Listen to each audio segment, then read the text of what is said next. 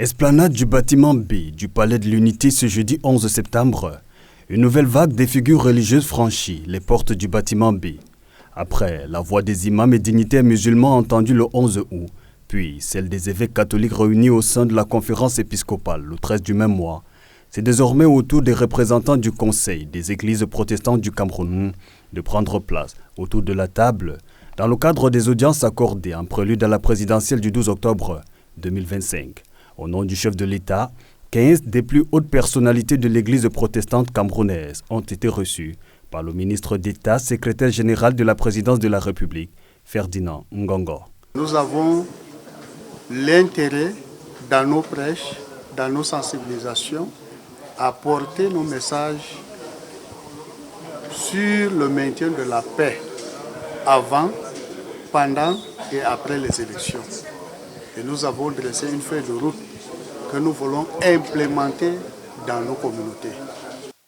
La paix, c'est le refrain porté à la fois par les paroles et les prières élevées pendant plus d'une heure dans la salle B324 du Palais de l'Unité, sous la conduite du président du Conseil, le révérend Amadina Salmon. Pasteurs et responsables protestants ont non seulement livré un message d'unité et du vivre ensemble, mais aussi dévoilé la démarche à suivre pendant cette période de pré-campagne. Avant les élections, nous avons organisé ce que nous avons appelé rencontre citoyenne, qui est axée sur le maintien de la paix pendant les processus électoraux.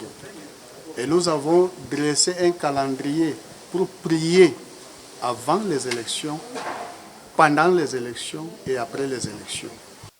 Ont également répondu présents à l'appel présidentiel le secrétaire général de l'Église presbytérienne camerounaise, le représentant de l'Église protestante africaine, le vice-président de l'Union des églises baptistes du Cameroun, ainsi que le président de la Native Baptist Church of Cameroon.